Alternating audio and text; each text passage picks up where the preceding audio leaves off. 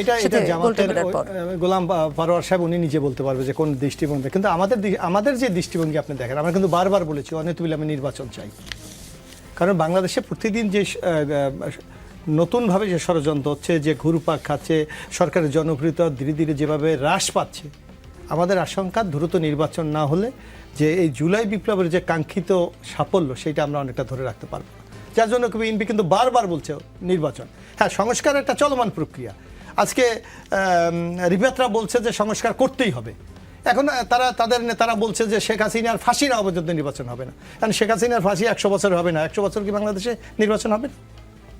অর্থাৎ বাস্তবতার নিরিখে আপনাকে কথাগুলি বলতে হবে যে আমি কতটুকু বাস্তবায়ন করতে পারবো। আর বিচার আপনি করবেন, বিচার কি আপনি ইচ্ছা করে একজনকে ফাঁসি দিয়ে দেবেন?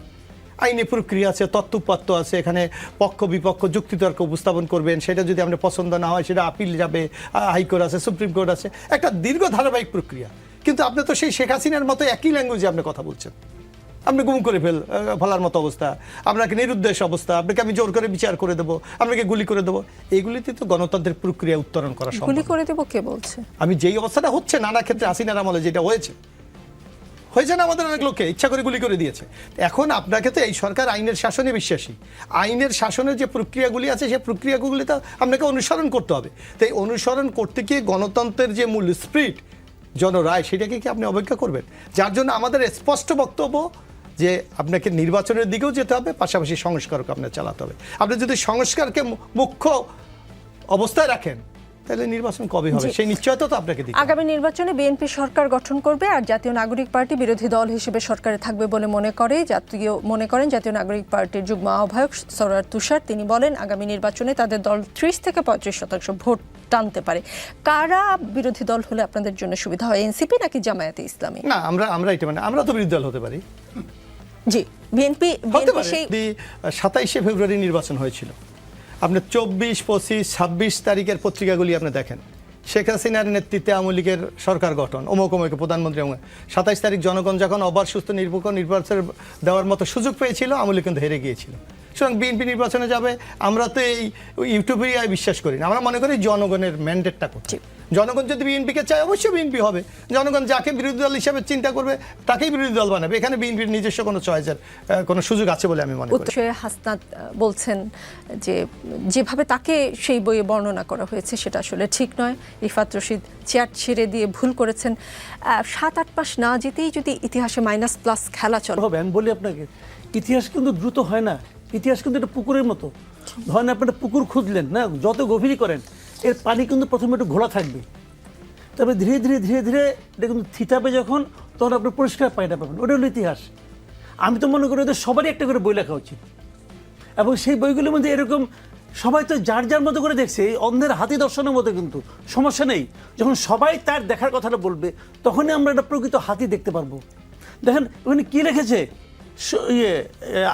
আসিফ মাহমুদ, প্রথমে আপনি পড়ছেন, আমি কিন্তু খালি একটা শব্দ খেলে আমি এখান থেকে নোট করছি, সেটা হলো শুনলাম। ওরা গিয়েছে, উনি কিন্তু বলে নাই আমি দেখলাম গিয়েছে, উনি শুনেছেন কারো না কারো কাছ থেকে। সেই শোনাটা ভুল হইতে পারে, এবং উনি যে বললেন শুনলাম গিয়েছে, তারপরে আজকে হাসতাক বলতেছেন আমি যাইনি। এখানে কিন্তু আমরা একটা পেয়ে গেলাম যে আসলে কি হয়েছে। তো এইটা তো খুব ভালো। আমি কিন্তু ইতিহাসের এখনই তো হবে এগুলি এখন আরো বেশি বেশি হওয়া উচিত। আমি এটাকে সাপোর্ট করি, আমি পার্সোনালি যে উনি একে লেখুক, প্রত্যেকে একটা করে লেখুক।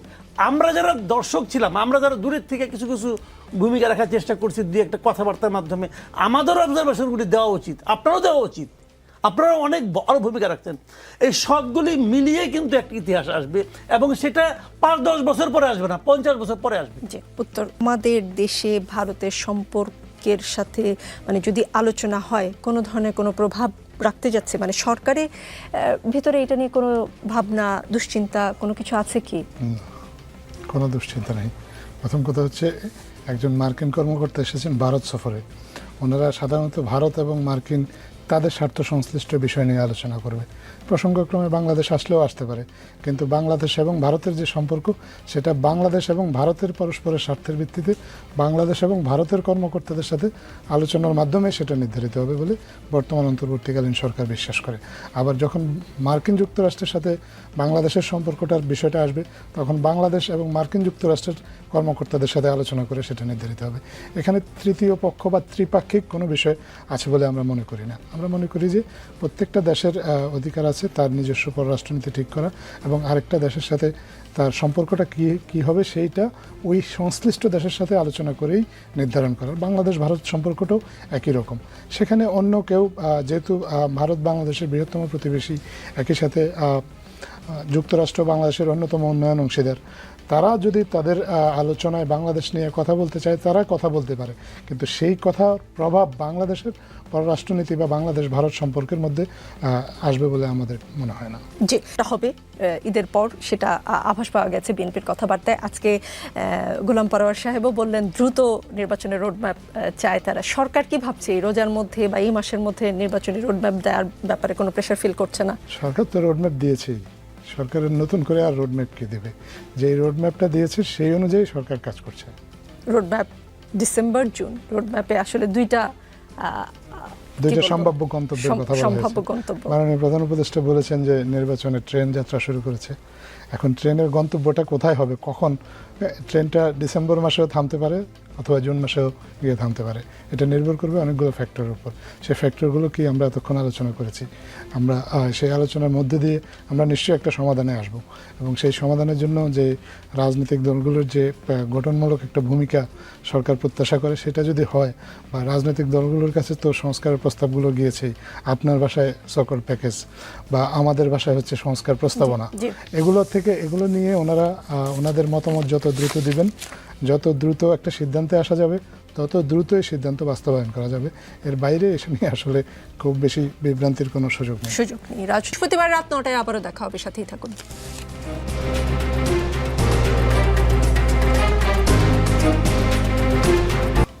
কোনো দুশ্চিন্তা নেই। প্রথম কথা হচ্ছে, একজন মার্কিন কর্মকর্তা এসেছেন ভারত সফরে। ওনারা সাধারণত ভারত এবং মার্কিন তাদের স্বার্থ সংশ্লিষ্ট বিষয় নিয়ে আলোচনা করবে। প্রসঙ্গক্রমে বাংলাদেশ আসলেও আসতে পারে, কিন্তু বাংলাদেশ এবং ভারতের যে সম্পর্ক সেটা বাংলাদেশ এবং ভারতের পরস্পরের স্বার্থের ভিত্তিতে বাংলাদেশ এবং ভারতের কর্মকর্তাদের সাথে আলোচনার মাধ্যমে সেটা নির্ধারিত হবে বলে বর্তমান অন্তর্বর্তীকালীন সরকার বিশ্বাস করে। আবার যখন মার্কিন যুক্তরাষ্ট্রের সাথে বাংলাদেশের সম্পর্কটার বিষয়টা আসবে, তখন বাংলাদেশ এবং মার্কিন যুক্তরাষ্ট্রের কর্মকর্তাদের সাথে আলোচনা করে সেটা নির্ধারিত হবে। এখানে তৃতীয় পক্ষ বা ত্রিপাক্ষিক কোনো বিষয় আছে বলে আমরা মনে করি না। আমরা মনে করি যে প্রত্যেকটা দেশের অধিকার আছে তার নিজস্ব পররাষ্ট্রনীতি ঠিক করা, এবং আরেকটা দেশের সাথে তার সম্পর্কটা কী হবে সেইটা ওই সংশ্লিষ্ট দেশের সাথে আলোচনা করেই নির্ধারণ করা। বাংলাদেশ ভারত সম্পর্কটাও একই রকম। সেখানে অন্য কেউ যেহেতু ভারত বাংলাদেশের বৃহত্তম প্রতিবেশী, একই সাথে যুক্তরাষ্ট্র বাংলাদেশের অন্যতম উন্নয়ন অংশীদার, তারা যদি তাদের আলোচনায় বাংলাদেশ নিয়ে কথা বলতে চায় তারা কথা বলতে পারে, কিন্তু সেই কথার প্রভাব বাংলাদেশের পররাষ্ট্রনীতি বা বাংলাদেশ ভারত সম্পর্কের মধ্যে আসবে বলে আমাদের মনে হয় না। যে এটা হবে ঈদের পর, সেটা আভাস পাওয়া গেছে বিএনপির কথাবার্তায়। আজকে গোলাম পরোয়ার সাহেবও বললেন দ্রুত নির্বাচনের রোডম্যাপ চায় তারা। সরকার কি ভাবছে এই রোজার মধ্যে বা এই মাসের মধ্যে নির্বাচনী রোডম্যাপ দেওয়ার ব্যাপারে কোনো প্রেশার ফিল করছে না? সরকার তো রোডম্যাপ দিয়েছেই, সরকারের নতুন করে আর রোডম্যাপ কি দেবে? যে রোডম্যাপটা দিয়েছে সেই অনুযায়ী সরকার কাজ করছে। রোডম্যাপ ডিসেম্বর জুন, রোডম্যাপে আসলে দুইটা সম্ভাব্য গন্তব্যের কথা বলা হয়েছে। মাননীয় প্রধান উপদেষ্টা বলেছেন যে নির্বাচনের ট্রেন যাত্রা শুরু করেছে। এখন ট্রেনের গন্তব্যটা কোথায় হবে, কখন? ট্রেনটা ডিসেম্বর মাসেও থামতে পারে অথবা জুন মাসেও গিয়ে থামতে পারে। এটা নির্ভর করবে অনেকগুলো ফ্যাক্টরের উপর। সেই ফ্যাক্টরগুলো কি আমরা এতক্ষণ আলোচনা করেছি।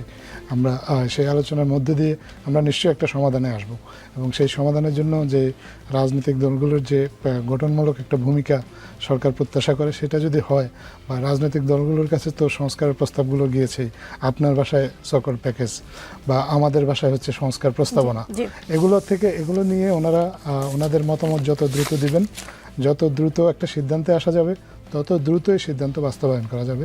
এর বাইরে এসে নিয়ে আসলে খুব বেশি বিভ্রান্তির কোনো সুযোগ নেই। বৃহস্পতিবার রাত 9টায় আবারও দেখা হবে, সাথেই থাকুন।